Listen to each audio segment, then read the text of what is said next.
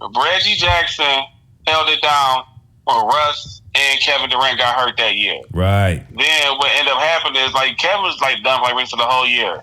Russ came back and he started balling. So him and Reggie was going 1-1-1-1-1. You know what I mean? Right. And they ended up playing Golden State first round, 8 versus 1 seed, and Golden State won. I'm looking like y'all lucky. Y'all just Kevin Durant returned from being the upset. Yeah. That's how cold that team was. No doubt. I mean, a lot of people, as a Miami Heat fan for over a decade, I was a Miami Heat fan before LeBron went there. So I was not mad. I was one of the few Ohioans that was not mad when he left. And I'm one of the few. Right. Also one of the few NBA fans that I don't feel like he got over. Some people feel like the Heat got over on that OKC squad because they was younger and all this. It was their first time. I'm like, man, them dudes was like the Boston Celtics of their day. Like as far as like that young squad, they didn't need experience. That team had really no weaknesses. What, the Miami team? No, I'm talking about the OKC team that we had to beat. Like that team, Yeah. the only weakness was really inexperience because really positionally they had no weaknesses. And they got the experience, and that's when I feel like they. So thank you for saying so. No, so that year they lost to Miami. That triggered LeBron first championship, right? Right. So then the next year they go. They get 3 up on Golden State. They lose to Game 7, right? Right. So, to go full circle and answer your question, this is the beef that I have with Kevin Durant. And it's from a competitive standpoint. Like, I heard Kevin say, like, yo, they wasn't my rivals, this wasn't that. They wasn't my boys. If we're playing basketball and you beat me, I can't go jump on your team to be your teammate. Man. Not until I beat you. Man. And so that's what I didn't like. Like, it's like, dog, you went to the team, the guys that you lost to go join us with them. It's like, I feel like you should have gave your team a chance to run that back because y'all was up. Right. Y'all was up and they just lost. So everybody lost to the dude on the other side. You know what I mean? So it's like, you need to fine tune some things, pop Golden State, and then get your rematch versus Bron. Right. Not go join with Golden State and go beat Bron. And people don't understand that's where the legacy, it's not like people just dislike him. It's like there was a lot of people rooting for him until that summer. Like that whole, because everybody still had that, Golden State didn't have a lot of fans, especially here in Ohio. Like, that dynasty coming was like, yeah, we wanted to see Steph eat. A lot of people love to see Steph's story, all of that. But what they became, especially when they gave it to Steve Kerr after Mark Jackson built it, their success left a nasty taste in some people's mouth. The same way I guess LeBron's success, leave a taste in some people's mouth. But a lot of people was looking at Golden State like, damn, can anybody stop them? And here was Kevin Durant and Russell Westbrook, not only capable of stopping them, but it was like, now they both done got MVPs. They both are due. It just felt like, man, like they my squad beat them when they got to the finals the first time, but I actually wanted to see them get a chip together if possible. Mm-hmm. But yeah, man, for him to go to them now, it was that's what did it to his legacy. Whatever it is, that's what did it. I can't. Like, he could have went to any other team and I'd have been cool with it. I wasn't cool with him going to Golden State because I felt like that was some sucker shit. And on some strategy shit, that was really Golden State that beat you. That was really them removing their closest competition because then there was no competition for them. They needed him with them more than they didn't need them on their team. They needed him off the chessboard, off the playing field. Right. That's what they needed. Did you hear like what KD was talking about when he was talking about when James left and went to Houston, and he was like, he was mad at everybody texting James like, "Dog, that's a good look. Congratulations, you're gonna be fired." And Kevin was like, Y'all just saying that shit because y'all wanted James to leave me. Y'all was knew we was about to be a problem. That's why y'all was so happy that James left. But you know what? It might have been somebody whispering in somebody's ear, because it was crazy that James Harden was as talented as he was, but he was kind of like held back by OKC in some ways. Like he wasn't held back. So it was a perfect blend of talent. So like he was the sixth man coming off the bench. He would finish the games, and you figure like that San Antonio series, he won that series to get to Golden State. I remember that. He won. That's like he. But do you think there's ever going? So you don't think he wanted to be a starter? That he should have been a starter? You think he would have been happy with that for the next contract? It was the money thing, dog. I think they didn't offer James that much money, like. But that's where the six-man thing come in. As long as they keep you on that bench, that's their justification for that lower bag. Hey, here's your bag because you on the bench. Right, yeah. Right. Houston, they did a sign and trade, and Houston maxed them out. Gave them that money because you figure, and they made a decision. So it was either pay Serge or pay James Harden. Damn. They chose to pay Serge. So when they decided to pay Serge, it was like inevitable that they about to trade James Harden because they weren't gonna be able to pay both of them. Pay Serge or pay James Harden. That's a wild position to be in. At that stage in their career, before you get to Houston, James Harden, that was the decision that was in front of them: pay Serge Ibaka or pay James Harden. Yeah. And they chose to pay. They chose to pay James Serge. And they ended up trading James. And now look at them, world champions. They probably still got more draft picks than anybody. You talking about the current OKC? Yeah. Oh, yeah. They are, and so, but the way that the collective bargaining is set up, from my understanding, like they about to have the same problem. They about to have the problem that Boston is having. Like Boston can afford to keep everybody.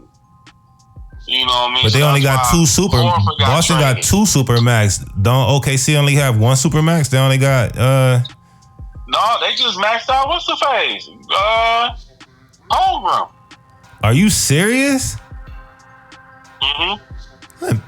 He had the least playing time out of all of their superstars in their title run. Like he barely touched the floor. How he get maxed out? So Shea, what you look? I'm about to pull it up too. 276 guaranteed.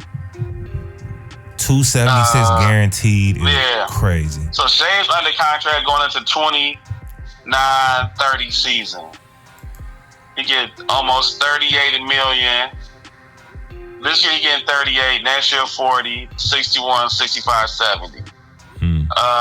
Chet just signed for like almost like $200 million. Are you serious? Yeah, so he get more than Jalen? He get more than Jalen? Jalen Williams got 190, got like about 200 as well. So right now they got it right here. Hey, Holmgren is at 199, Jalen is at 192. So I see what you're saying. That's multiple max slots. You think they're gonna be in the same position that they was in with their previous core superstars? So answer this. So now you got Isaiah Hartenstein. He got a 2-year contract. Lou Dort. You got Lou coming up. Alex Caruso. He got a very manageable contract. He's under contract for the next 3 years, but he has about 18 per. Isaiah Joe. He got 2 more years left. He's on a real low contract. The Jalen Williams cat, he earned a contract for the next 2-3 years. I don't know, man. I don't want Lou Dort. If I'm in that front office, I'm doing what I got to do to keep Lou Dort. Over who though? He's a high price. Lou Dort or Alex Caruso?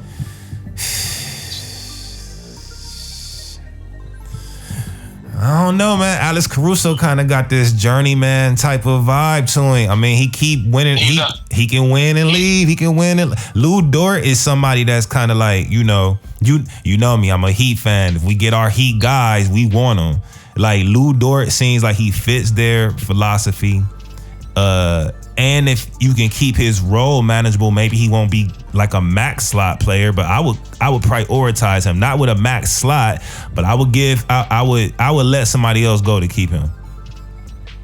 All right, so let me give you some Lou Dort stats, because you hound Lou Dort. You ain't see the man defense? Let's hear the stats. Let's be clear about Lou Dort. let's see if the stats match my eye test. Because my eye. How about this? Let me tell you what I think stands out. I'm expecting great half court defense numbers, and I'm expecting him to, like, you know, what if they have a metric for guarding at least 3 positions? I've seen him guard at least 3 positions. I'm hoping he got some steals and some blocks, even at his position, steals and blocks. I'm hoping more than 1 per game, 1.5 plus steals, 1.5 blocks. So he had 71 games played, 10 points a game, almost 2 assists a game. What's the rebound? Total rebound, 4 rebounds a game. His player efficiency is 11.3. The average in the league is 15. He's a defensive specialist. Think like free throws 71%. He's average on that. 43% from the field, 41 from 3. Oh shit, 41 from 3. That ain't, but that's gonna get him paid. No, that's not bad at all. That's gonna get him paid. That was his career high. His career average is 36. Yeah, he's like a better Jay Crowder to me, like a 3-and-D specialist.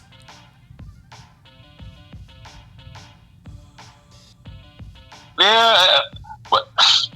What it say about his blocks and steals? What it say?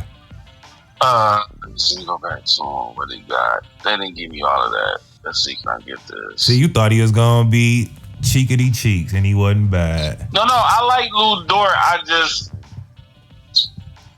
He's a good locker room guy to have on your team. He 100% makes your team better. I don't know if I would prioritize him over certain other players. Would he be in your top 6 priorities on that roster? Top 5 or 6. All right, Shea, Jalen. Mm-hmm. We got Chet. Mm-hmm. So Shea, Jalen, Chet. That's 3 right there. Who else? I really don't know these people on this team. Honestly, like that. I know you got Caruso in there.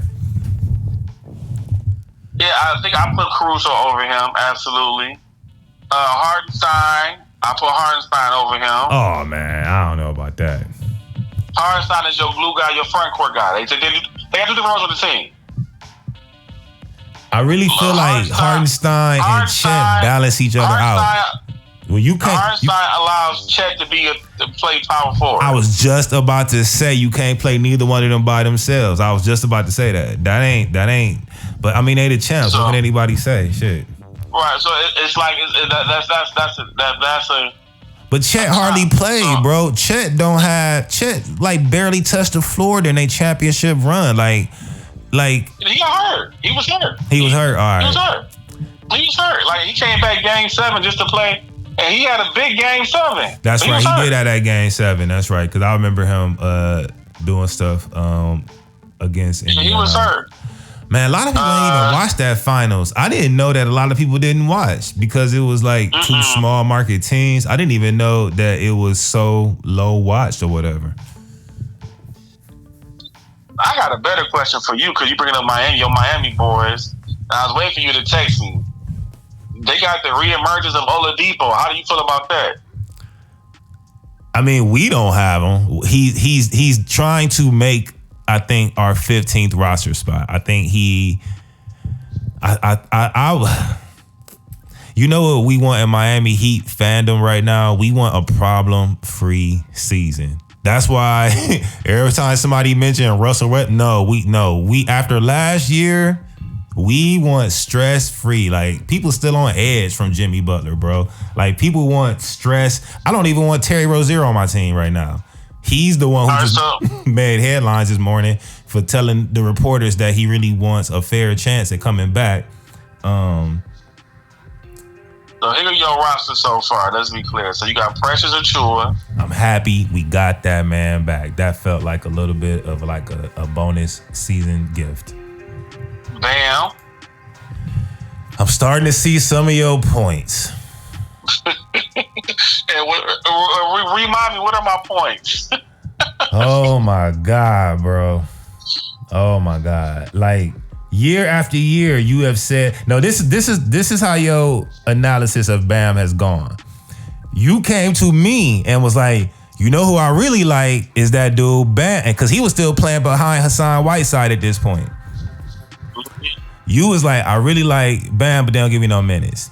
They started giving him some minutes. You was higher on him earlier than a lot of people.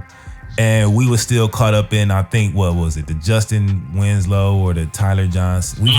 We've had a lot of errors, a lot of mini errors. Yeah. So what you started telling me was like, you was like, Bam is y'all's. You said something one day that clicked with something I hear Spo and Pat Riley say, because that's, if you a Heat fan, like, we fans of the whole front office. We geeky, like we. We fans of the people in the suits. We love everybody.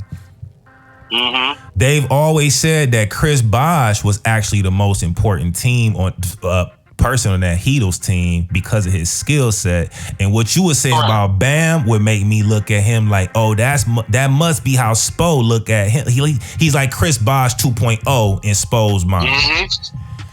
So for the first few years, you was telling me, oh, Bam can do it all. He can guard 1 through 5. He can shoot from anywhere, all of that type of stuff. I even text you when I was at the Little Caesars Arena when he hit the game-winning 3 against y'all a couple years ago. But, bro, this is why all my good friendships, I even with your sports rivalries, that shit ain't easy, but you gotta admit when somebody is right. So my take on Bam. But hold up, I'm gonna tell you what you started saying. You started saying he take too many 3-point. What is you asked me like, what's up with the 3-point shots? And I was like, man, what is up with that? And ever since then, I've been like, is he a little overrated? Is Bam a little too, like, his reputation is higher than his production. He ain't gave us 25 a season yet. This man hovering around 18 a game. So, but listen, that's not my issue with Bam. My issue with y'all in Miami is that y'all don't know how to use Bam. And y'all was focusing on we got Jimmy, but I'm like, Bam is y'all best player. And y'all need to be running everything through Bam. Y'all decided to go through Jimmy. And I'm looking like, it's not going to work that way.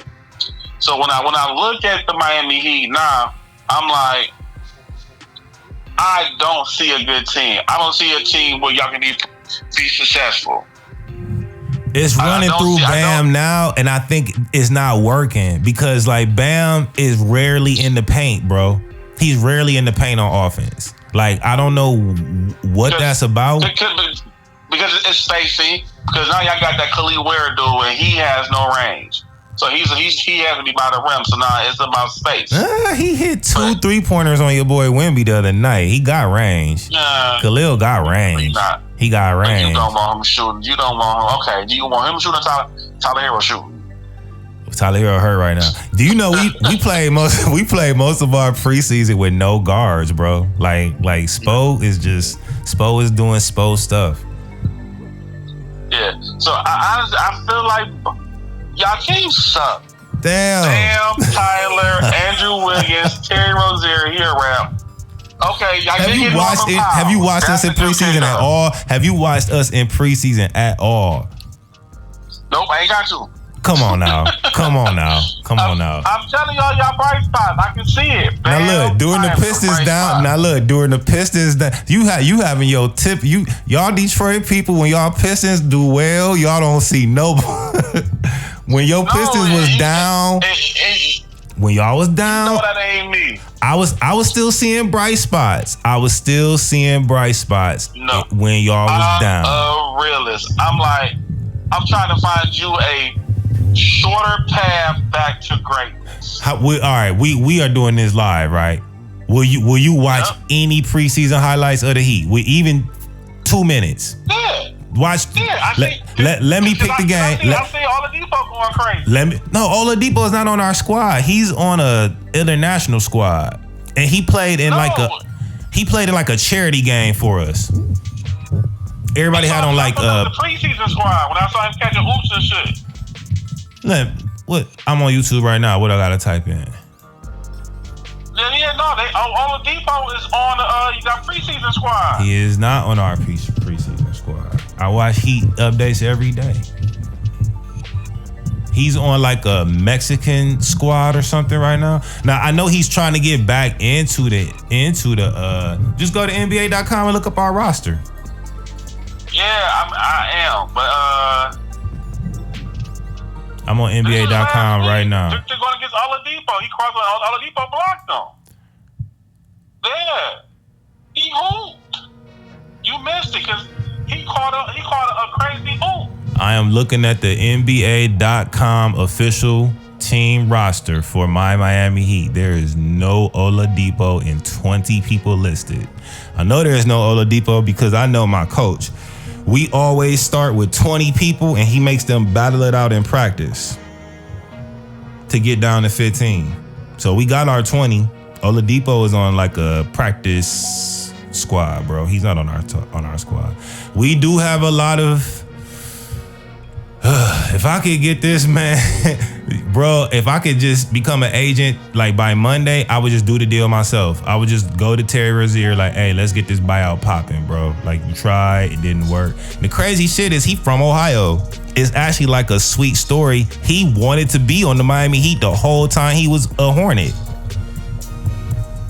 But he is. I'm looking this up now. When the Oladipo just played, what's that?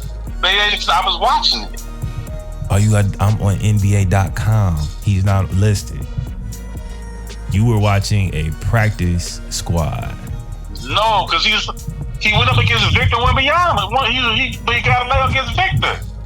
I mean, that don't. Yeah, people play overseas. I think they're playing in Mexico. No, this was last week. I know. I think there's been a lot of preseason games out of like in Mexico. Like they've been having preseason games all over the world.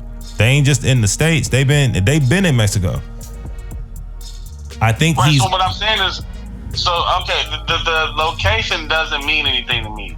I'm saying that he actually played in a preseason game this year for Miami. I'm telling you that Oladipo is on a Mexican squad, and that was a game where the Spurs were in Mexico playing a preseason game against a Mexican team. I got you what you're saying. Okay.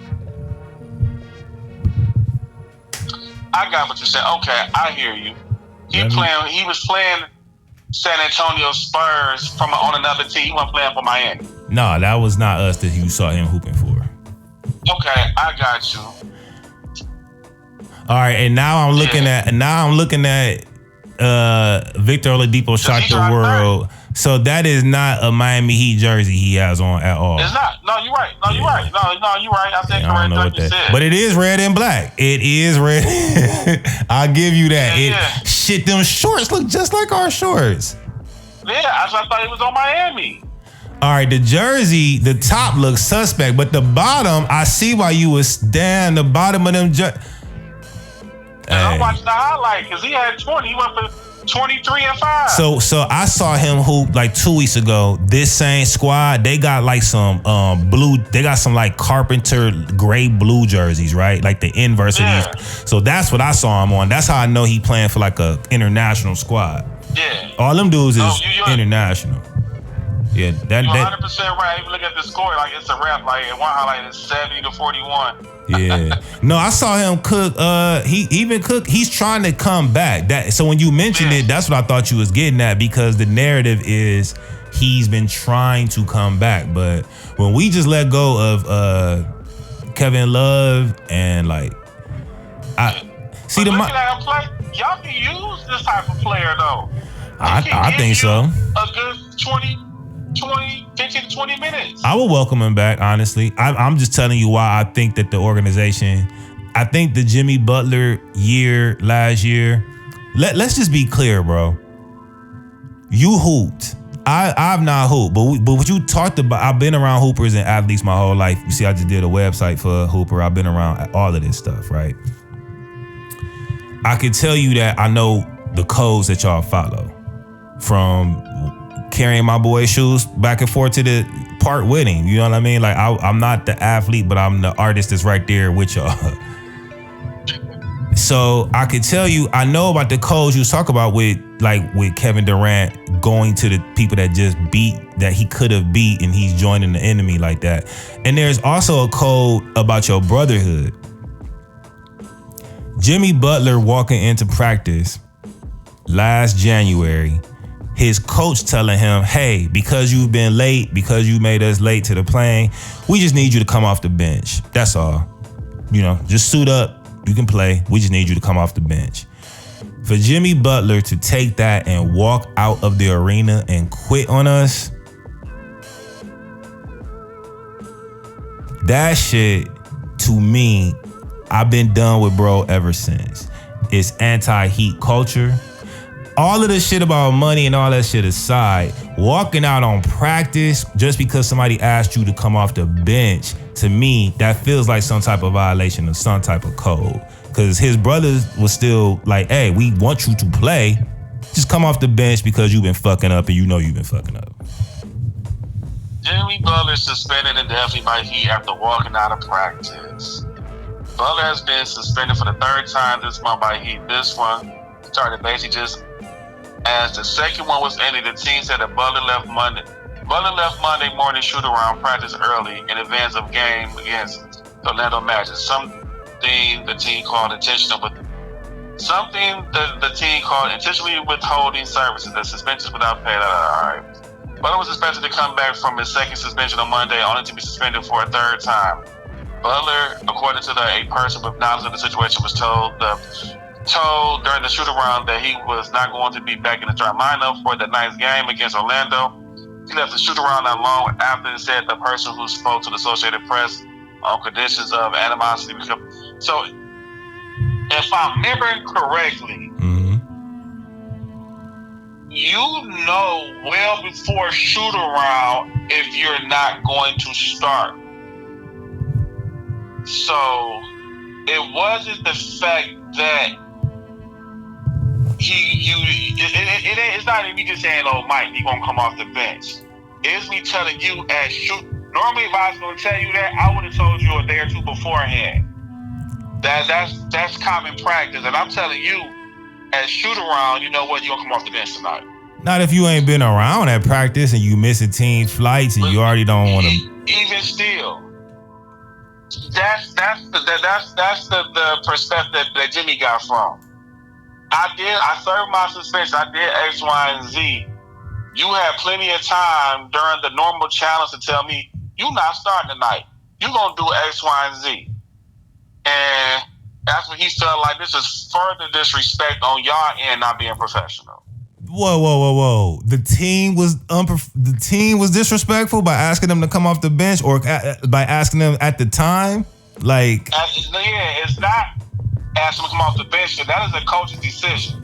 But it's asking them right before the game. Man. It was how it was communicated.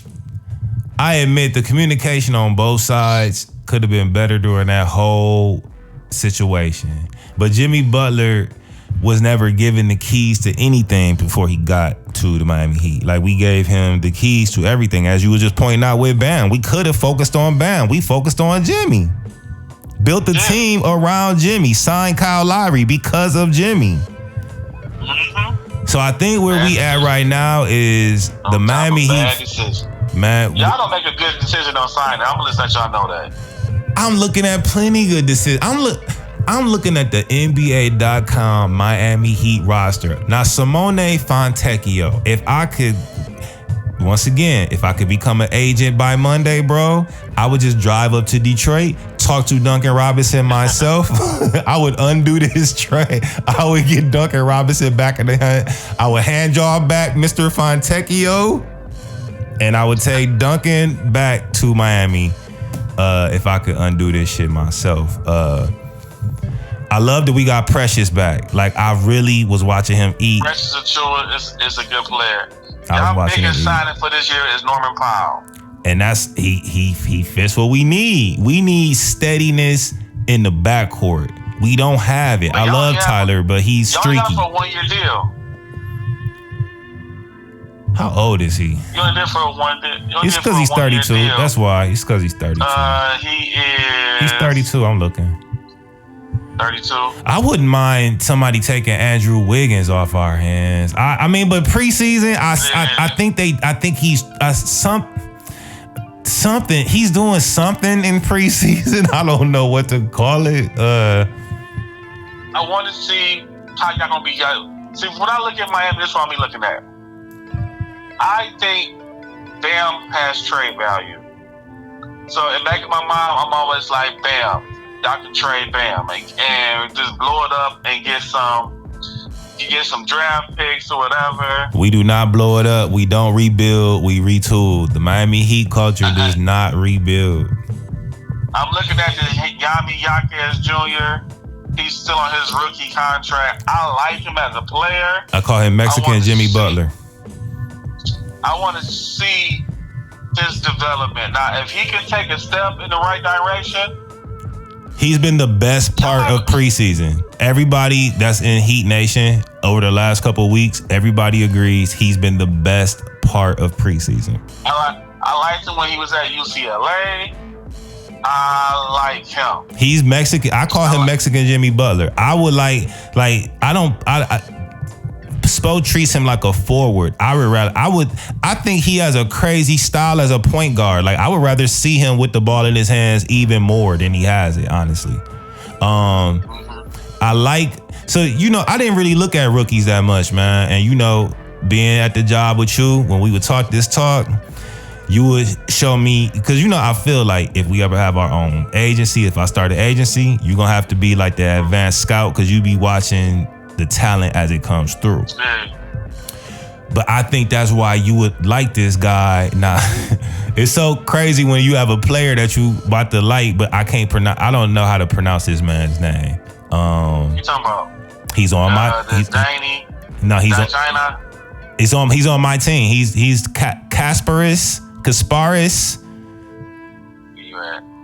He's a rookie. Kasparis Jaconis. That looks like Jakasuni. Kasparis. Him.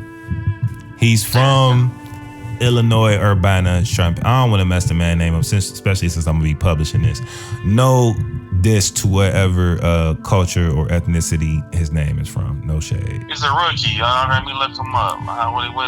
What do he do, Mike? I'm gonna tell you, the court vision is sick. Him and Khalil Ware together got me feeling like this is why the Miami Heat waits to get the youth. This is our youngest team ever.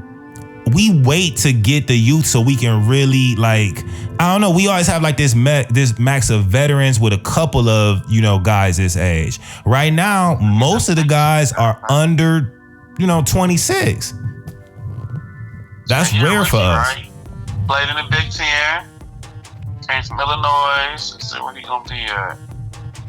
His core vision is sick. Like, he looks like he's been playing longer than just a rookie. I think we need a little less Tyler Hero in our offense, honestly, and I think that. I agree. I could told you that. Yeah. Tyler Hero and Jordan Poole, the same player. At least Jordan Poole was done. I can't say they're the same player because I feel like Tyler is just offensively gifted and Jordan Poole is a bit of a clown. But Tyler Hero, you gotta shot your point guard. He would be a whole different person if he dunked. Like if he would mix up his offensive package with a couple of just like he need to, like I rarely am telling somebody like, yeah, man, be far more aggressive, but he needs to like be like 50% more aggressive than he is. Cause all that jump shooting, every other guard can do that, plus drive it in and yam it on somebody when they need to. Tyler don't do that. And I'm watching these highlights of this kid. I said he a tall guard. Asparis. I don't see too much athleticism on him. You looking at him in college, looking at him in this preseason, because him and Khalil Ware was eating. Yeah, he got a nice step back, got a shot. He can work. I don't know how he is defensively. You know, that's what spoke on league where can you defend? Right. You know, can you defend? These are all offensive plays. So it's like, can you defend? So I mean, how much time would you give him if what you saying, like, would you give him some run? Would you know? Would I give him some run? I'm trying to see who on y'all squad. So this guy is a point guard. Yeah. So you got Davion. You got at his position. You got Norman Powell at his position. Terry fucking Rozier. I try him out. You say he been playing good in the preseason? Yeah, him and Khalil Ware got good chemistry. So, but I'm saying it's okay. So, but two things can be true at the same time. Him and Khalil Ware can have good chemistry, but that's not gonna lead to wins. That's you letting two rookies, young players figure it out. Right. And if that's the case, then what you doing with Bam and Norman Powell? Right. The Bam is the offense still. Bam, they still gonna run everything through Bam, and I feel like Coach Spo really loves Nikola Jovic. Like he loves this dude, bro. Like I feel like he's as important as I felt Duncan Robinson was with just being able to get hot from three like nobody else. The franchise feels like Nikola Jovic is one of their priorities. Like they feel like his skill set, all this shit. And the fan base, we're kind of divided. Like the only person we're all in on as Heat Nation is Khalil Ware. That's who everybody is like, no, he's the shit. Like, did you see that game? Please look him up versus Wemby 2 weeks ago, bro. Oh, you ain't even gotta look at the whole game. It's been people making podcast episodes just about Khalil Ware versus Wemby. Just the matchup alone. Not even the preseason game outcome, but just their matchup.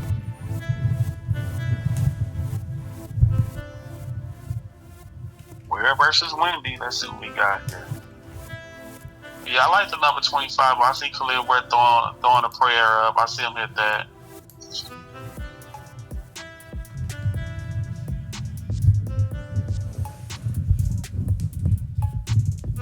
Yeah, and I'm looking at his highlights. You know who I don't see? Bam. Right. We noticing. That's how Heat Nation feeling too.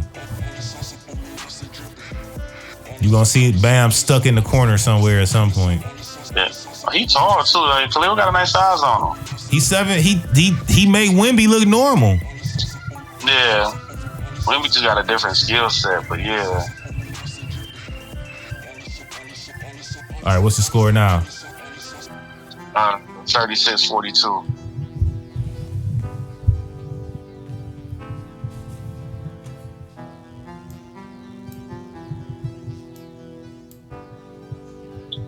I do like the point guard. Yeah. Okay, Ware. I see the putback. He big. He a big boy. He gonna be a problem. And he blocks Ware at the. Oh yeah. He fell by the rim. I like him. I like him. 10 minutes in 2 minutes into the second quarter, he blocks Wemby. 3 minutes. Yeah, that's what I said. He was long. Yeah, he stood tall. And Wemby, I seen that Wemby came up under him. Yeah. Yeah, I saw that. And then he got a Yeah, I saw that. So he got a 3, and then moments later he blocks Wemby. All within moments of each other, like. I like him. He long. So between when, you gotta make a decision. Are y'all gonna focus on him or thug it out with Bam and Norman? I think that we are in a good position. Why you said earlier 2 things can be true, right? Mm-hmm. So I'm just saying, I think this is the perfect type of squad for Eric Spoelstra. We don't have any divas right now. There's no divas. There's nobody. If anything, we need a couple people to be a little hungrier. We don't have any attitude problem guys. Terry Rozier and his gambling issue and his non-scoring issues are the most problems we have right now as a franchise, as a squad. I like the movement that we are in, bro, because everybody will always say, man, the Heat always want all these veterans, but they can't get no superstars because nobody want to take the veterans. Well, right now we got all young dudes, and y'all niggas spot to rebuild. Yeah, go ahead and blow it up. Trade Bam to the Pistons. we get y'all back Duncan, and all could be right in the world. So where do you think your Pistons will be Christmas Day? What spot in the East do you feel like Detroit Pistons will occupy by the time Christmas Day NBA rolls around? I do not know. That is the ultimate quick answer. I can't tell you where the Pistons are going to be at. Well, where will the Pistons be by the time the playoffs start? Top 4, bottom 4? What'd you say? Let me see. I think they're top 16. Let me say NBA Eastern Conference. All right, so let's go. All right, I think Cleveland gonna be number 1. Gonna be a top 10. Cleveland, Knicks, Magic. Cleveland, Knicks, Magic.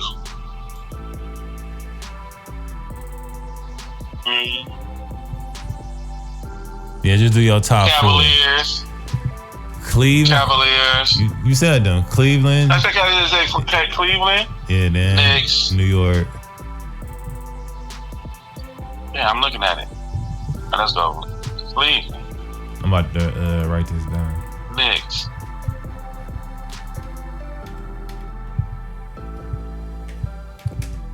Hey yo, so this is still, I know this, no, it's about an hour into this. People listen to like hour-long things. So I want listeners to know, this is actually what Keith used to do on the 3rd floor. When I would come down to visit Keith and we would have our NBA talk, Keith would have me and anybody else that was brave enough to do it months in advance, write your damn pick for the playoffs on a board, take a picture of it, all type of shit.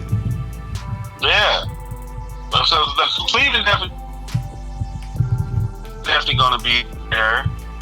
Orlando's definitely going to be there. The Hawks are going to be there. What? Pistons are going to be there. All right, that's your top 5. Give me one more, or you going to do all 8? You got 5.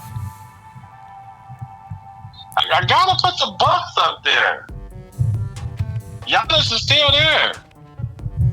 You leaving out somebody obvious. Well, I don't know how obvious it is, honestly. I don't know how obvious Philadelphia is. I ain't gonna say them. I was gonna say the people who was just in the finals. No, they not obvious. What you know? Miles Turner gone and Halliburton hurt. They wrapped. So no, I'm leaving them off from there. Yeah, so like I'm leaving Pacers off, I'm leaving the Celtics off, and Boston ain't even be in there, but they take a lot of big dips. So on the back end, it's Pacers, Celtics, 76ers, Raptors. They all fighting for the last point and play in and last joint. All right, so you got Cleveland and your 1, New York at your 2, Orlando at your 3, Atlanta at your 4, Detroit at your 5, Milwaukee at your 6, Boston at your 7, with everybody else battling for 8. And I'm not see you put them in order. I ain't even ranked. I just know those are going to be the top teams. Okay. That's your basically your top 7. I'll do mine. Yeah. All right, so let's discuss yours though. I am so shocked at one particular entry in your top 7, my guy. You got Cleveland, New York, Orlando, Atlanta, Detroit, Milwaukee, Boston. Which one you think I'm shocked by? Boston. Atlanta. Atlanta, first off, plays hard. They got they got a tall squad. Have you looked at Atlanta's team? They look good in preseason. I'll give you that. They do look good in preseason. Like they're long. Like honestly, give me their players. Come on now. I think that's what Trae Young, the Clippers Kristaps be going for. Porzingis, Zachary Richardson, Jalen Johnson, Dyson Daniels. They long. I'm not hearing a lot of offense. I'm not hearing a whole lot of offense. But Trae got the offense. Jalen Johnson is offense. He's they Tyler Hero. What's the difference between Trae Young and Tyler Hero? What's the difference between Trae Young and Tyler Hero? No difference. Right. No difference. So, offense. Man, I wish they got Luke Kennard. They got the vest. They got. Oh, I forgot they had Kennard. And again, I'm not saying they're gonna be the top in the league. I'm talking about that 4th, 5th, 6th team in the East. Okay. I'm not saying they're gonna be great. I'm saying they're gonna be there. They can squeeze in. I feel you. Because it is a lot of weak sauce. The Wizards ain't doing shit. Hornets probably need to, but not. Brooklyn not gonna do shit. I actually think Toronto Raptors with Scotty Barnes, who I think Scotty Barnes is the East Coast. At least skill set wise, I think Scotty Barnes in the Raptors uniform is like the East Coast Anthony Edwards. You know what's gonna be my funnest team to watch, honestly? Oh, it's gonna be the Hornets. Yeah. On the East, just on the East, we still get just on the East or overall? Overall, but on the East, I'm looking at all this fuckery that's about to go on between LaMelo, Miles Bridges, Brandon Miller, Colin. This is going to be a fun team to watch. Didn't they just get somebody? Who did they pick up this summer? They picked up somebody. Who did they pick up? I don't know. So they got a rookie named Con Knipple. I forget where he came from. But they got Colin Sexton came in this year. They got that's who they got. That is a different for that team. That's like the perfect pickup for that team. That's like Precious for us. He's exact because they needed somebody. He's streaky, but I don't know if it makes sense. He's like reliable streaky. Where like LaMelo is just streaky.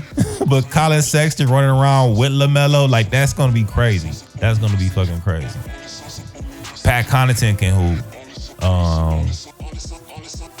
This squad. Oh, they got daggone Grant Williams. Yep. Yeah, the man whose website I just built.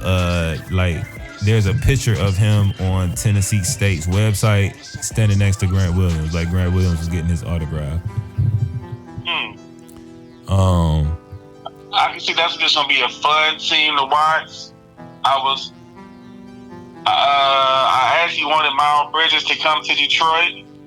I would be open to a Miles Bridges trade to Detroit, and we give up. He fit Detroit. Oh, he went. Oh, so he's homegrown. I didn't know that. All right. Yeah, he's from Flint. That makes he got a Detroit vibe. Like I didn't even know that, but he got like a 313 vibe to him. Yeah. I'll go ahead and I'll trade. I can't think of dog name. Oh, they got Mason Plumlee. That dude always end up on somebody's roster, bro. He just be like just tucked away. You don't even know he be there. Yeah. I do a straight up Tobias Harris for before Miles Bridges. Come on, man. The city of Detroit is in love with the Toby reunion right now. You would break up the reunion that all y'all are. I will politely ship Tobias off, bringing Miles Bridges. Younger, athletic, plays the same type of role. Tough. I do it. But y'all got the perfect version of Tobias right now. Like, he's engaged. I feel like he wants to prove some shit. He's like a veteran. You know what I mean? Like, I'm a Miles Bridges fan. He is raw, but I don't feel like he ever got enough run to really be that raw. Like, that's LaMelo's team. He would just be going to Cage's team. Yeah, no, he's a complimentary player. He can play. He can guard 2s, 3s, and 4s. He runs the floor. He can shoot. Plays above the rim. He can make plays. I like him. Yeah. He a forward. He's a. Yeah, I ain't mad at him, honestly. I feel like. Let me get my top 7. Yeah, my top 7 for the East. Oh man, I love my Miami Heat. I'm going to get that out the way and say we will make the playoffs. I'm going to say as a play-in, or he's going to be in the top 6. No, man, I could see us getting that 6th spot. That sounds so pathetic, but I can see us. The East is ripe for the picking right now, and I feel like if we can put it together, yes, we can get that 6th spot. We might. I know my team. We might get as high as 5 and then fall to 6. We always take us on a little roller coaster throughout the season, but I'm gonna bet it on. Come on, so. Name your top 16. So my top 6, I'm starting with Miami because I want us to make the playoffs. I definitely think Miami.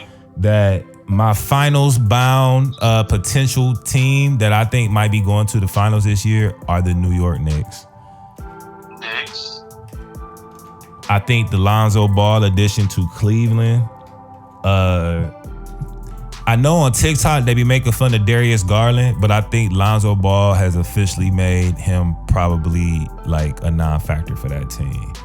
So you got the Cavs. I definitely have Detroit going to the playoffs.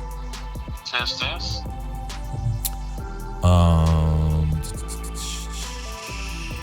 I don't know about the Bucks, man.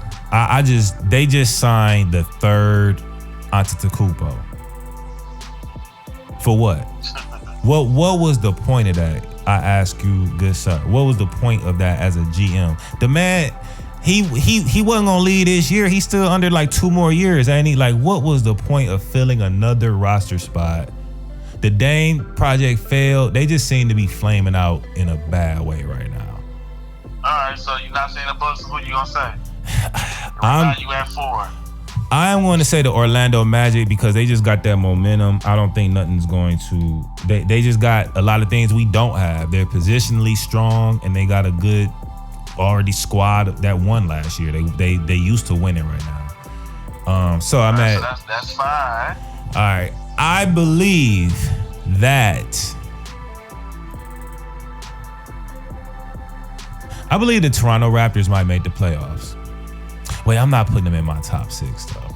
No, wait, shit. The East is so weak, bro. You know what? I will go ahead. Miami is better than the 76ers. The 76ers that can't even Paul George, even when he is healthy, is not like, yeah, man, we better than the 76ers. And the fucked up thing is they got Caleb Martin. Miami's better than Boston. Jaylen Brown is not suiting up. Jason Tatum is not suiting up. The unicorn. Jaylen Brown is playing. What you talking about? No, I just saw something said he might miss the home opener. Like they dealing with injuries. But I'm just saying just overall. They do still have a lot of core of. Well, I don't know how much of that core do they still have from that championship squad. Let me look right quick. Oh snap! Oh, you slipping? I ain't know they had this player. Let me look. Oh, I'm putting Boston back up there. So Jaylen Brown, Anthony Simon, Derek Wright, Peyton Pritchard, I'm not gonna shade Jason Tatum because he ain't playing. No, dog. It would be hard to count. It's like you got to count either them or Indiana out of the playoffs. If you can't count both of them out. Indiana's definitely out. Boston is a top 16. I'll agree with you on that. Only because the East is weak and they have won a lot. They still got Derek White. Derek White, Anthony Simon, and Jaylen Brown, and Peyton Pritchard. All right, so now I'm at my seventh team, and I think for my 17, this is where you don't want to see them. This is where I really got to go for who I really think is gonna have the momentum, like who I think might. I could see your point with Atlanta. But I might put Boston over Atlanta. I actually think the Toronto Raptors, I think that Brandon Ingram to the Raptors trade is going to surprise a lot of people. I'm putting Toronto for my 7th in the East. My 7th, not in any order, and I go with you know, like you said, that 8th slot, we'll just leave that to the wild card, see who get what. But for real, I got Miami, New York, Cleveland, Detroit, Orlando, begrudgingly Boston. That is very hard for me as a Heat fan to pick them for anything. And Toronto. Only because, yeah, man, I feel like that Brandon Ingram trade where he's really about to go off, he's healthy. I think they might surprise people and be like a sleeper. But yeah, that's what I'm rolling with. Okay, Toronto. Let me look at the Toronto. So I like B.I. I like Scotty Barnes. I like their squad. I don't think that's a bad pick. They got a decent squad. It's just like they can't put it together. And I think this might be the year that they do, because Scotty Barnes was hurt last year, and I feel like RJ Barrett. You know what I mean? They got. Yeah, they did. And they play, 10 men up there. They don't play 5-6 people like sometimes my squad does. Like, they gonna play 10 people up there. They gonna play 10 people. Brett B.I., Scotty Barnes, RJ Barrett, Grady Diggs. I don't know these guys. Colin Murray Boyle. So Emmanuel Quickly, I know him. Chucky Hipper, I don't know these guys. Garrett Temple, okay. But the only question you got to ask is, are they better than the bottom feeders in the East, which is Washington, Brooklyn? Washington, definitely. I don't know about this squad. They gonna have to battle it out. We talking about the bottom though. We ain't talking about the middle. We talking about the bottom. That's where I got them, is at the a possible battle. Fight for the play-in. So 10th, 9th, 10th seed. Now you please inform me why you feel like the Philadelphia 76ers are going to do anything other than upset their fans this season. I mean, they not horrible. I mean, okay. I'm looking at. And I love Maxey, by the way. Like, when I air this, I love Maxey, but man, you talk about believing in a squad that don't give you a lot to believe in. Maxey and Kelly Oubre, great. Everybody else. So it ain't even Maxey. So it's Maxey, Kelly Oubre, Jared McCain, and VJ Edgecombe. I like those three. They gonna play hard. They gonna play fast. The problem's gonna happen is when you bring in slow ass Embiid back in. You know what I mean? But them three right there are gonna give people problems. They're gonna run a lot of people out of the gym. But aren't those minutes going to go to Kyle Lowry? No, he ain't getting off the bench. Hell no. In the playoffs, they gonna play Kyle. No. What about? What about the? Actually, start Jared McCain. No. Those three, VJ's a rookie, but he plays above the rim. He's nice. But right now, Paul George is not coming back, and like that team is just never going to be full strength, man. It's like we never gonna see what they really gonna look like, because right now Embiid is closer to coming back than Paul George is. Oh, they got Eric Gordon down there. They got Andre Drummond down there. These are all great pieces elsewhere, but I mean. And it's weird. I'm usually not this like pessimistic about a team, but that shit don't even make sense, man. You know how Andre Drummond and Joel Embiid used to go at each other? Did that even make sense for them to? You remember the whole real estate? I got real estate in his head. Like that was some crap. That's the part of the NBA that I do think was fun.